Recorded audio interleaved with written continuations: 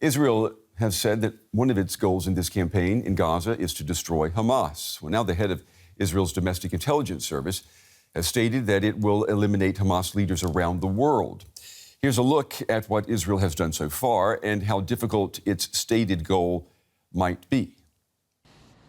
Fighting raging in southern Gaza, Israel has expanded its campaign against Hamas while operations continue in the north, even after Israel claimed nearly a month ago that Hamas had lost control there. Before the truce, in northern Gaza, we dismantled 2 Hamas brigades. Not completely yet. We're still working inside to secure our accomplishments and to strike more battalions. Israel says it has killed thousands of Hamas fighters, but Hamas was estimated to have about 30,000 fighters before the war started, and many of them are still around. Israel also says it has destroyed hundreds of Hamas tunnels, as seen in this video released by the IDF. But Hamas has had 16 years in Gaza to build an extensive network that runs the entire length of the territory, which will make it extremely difficult to eliminate them all.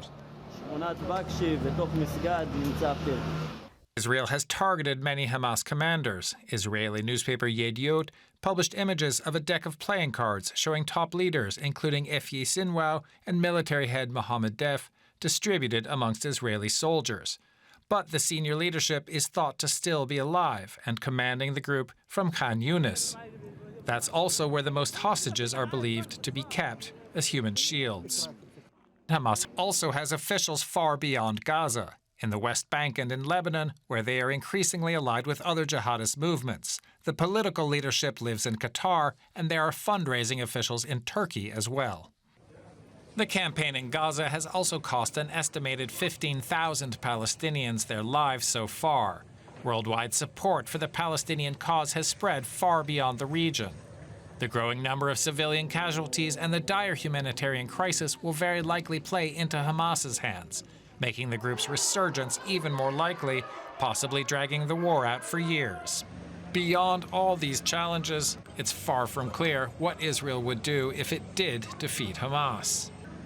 Israel hasn't presented a plan for how it, or anyone else, would run Gaza. So Israel trying to reach mission accomplished. To talk about that, I'm joined now by Guido Steinberg.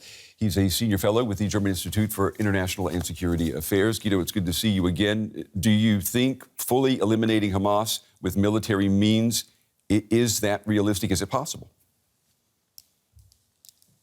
Well, I think it is possible to eliminate Hamas, and that means catching or killing most of the leadership in the Gaza Strip, and killing or catching most of the fighters of Hamas in the Gaza Strip, but fully eliminating it to the extent that it can't fight the Israelis once the war is over, I think that's impossible, simply because Hamas is not only a militant organization of some 20 to 30,000 fighters, it is also a social movement with a mass following in the Gaza Strip. And that will be the problem the day this war stops. Yeah, even if you take out all of the fighters, what about people who are sympathizers with Hamas, people who may not be willing to pick up a gun, but who would not be sad to see others pick up a gun? I mean, is there any way to quantify those people and those mindsets?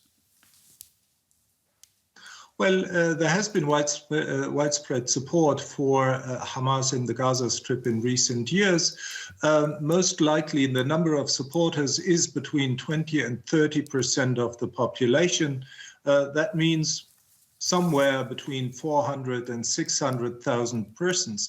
And the problem is, even if you eliminate most of the Hamas militant organization, the organization will be able to recruit among its support base in the years to come. So what is needed is a fighting force that is able to control the situation in the Gaza Strip for months and years to come, and of course a political solution in order to win at least parts of this social base over.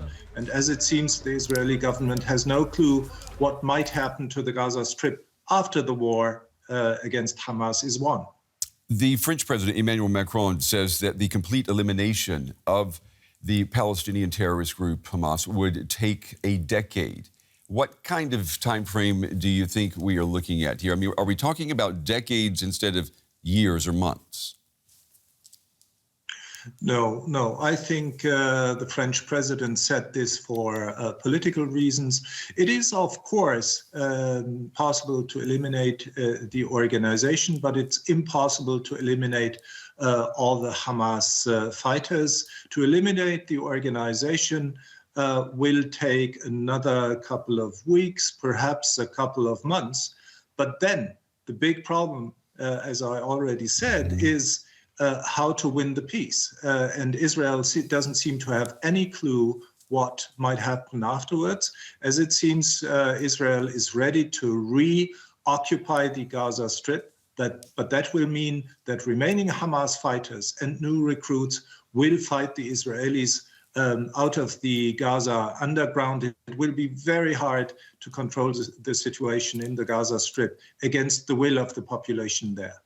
Guido, if we compare the situation to other countries in the region or to other conflicts, has such a massive military campaign, including the effect that it has on civilians, ever led to less extremism, less radicalization?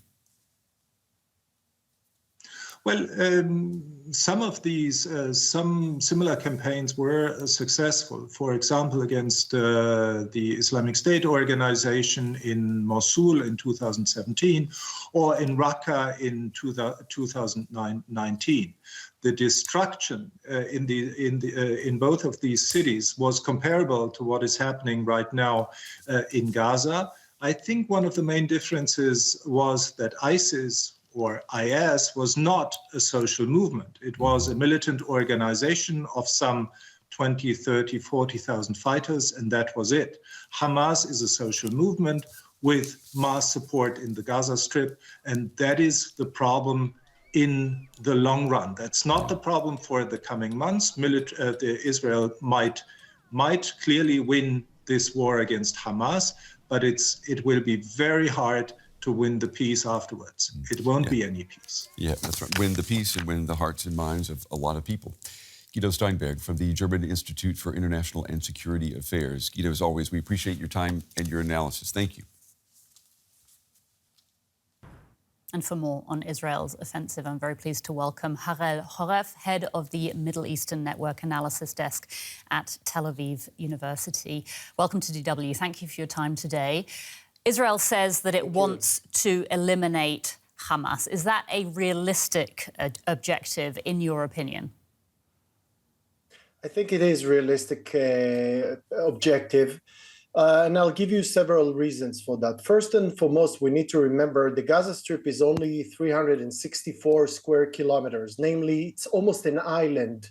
It's not Lebanon, it's not Iraq, it's not Afghanistan, and any comparisons of that sort just doesn't fit.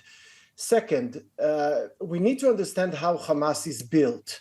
It's not an ordinary hierarchy of, let's say, an army. Okay, you have the chief of staff and then you have the other commanders beneath him. No, Hamas is what we call a network organization. Namely, it is comprised by several, even many power centers or hubs, if you'd like, that are surrounded by all sorts of power sources. That can be men, that can be areas, that can be all sorts of power sources that each power center like that can work almost autonomously. In other words, or to make it even more clearer, I would say you have leaders such as Sinwar, but you also have Marwan Issa and Mohammed Def and other prominent leaders, including, by the way, outside of the Gaza Strip, like Ismail Haniyeh. Each of them has a role in Hamas, and each of them is a power center.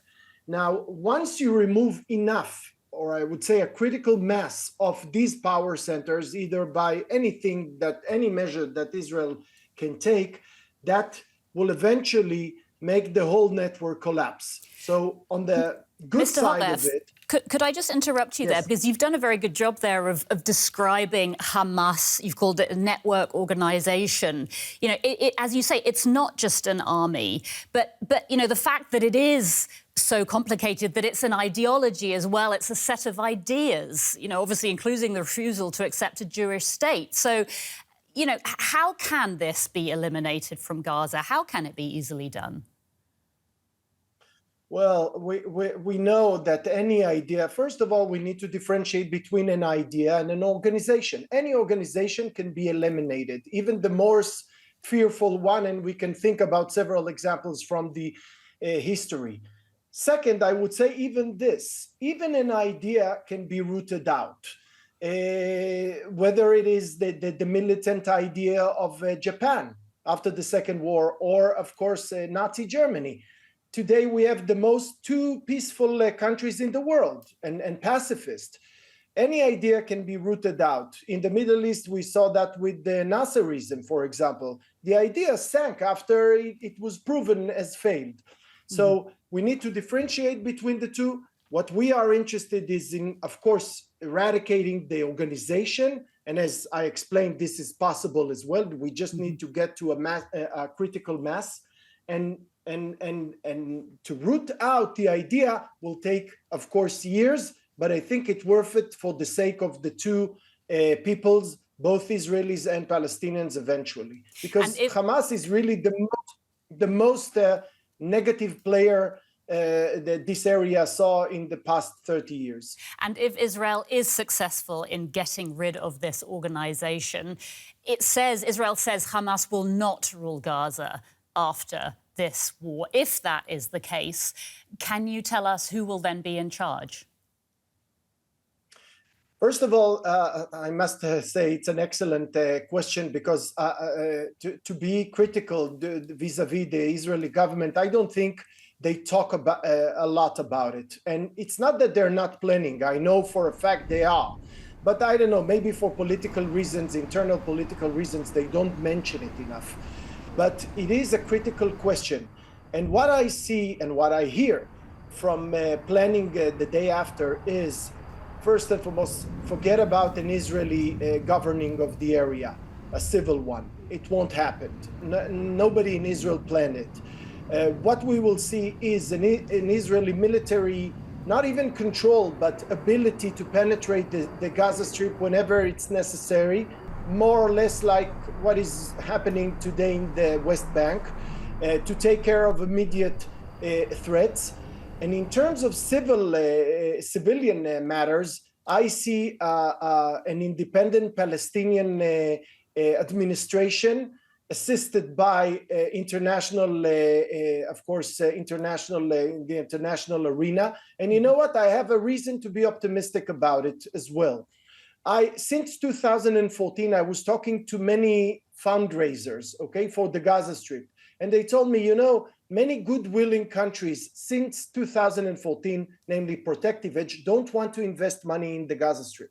So what I think is that after Hamas will be eradicated and eliminated, people will, donor country like Japan, like Germany, like the US will come back and invest money in the Gaza Strip, which hopefully will be peaceful, in the long run. Harel Chorev from Tel Aviv University, thanks so much for your time today. Thank you very much.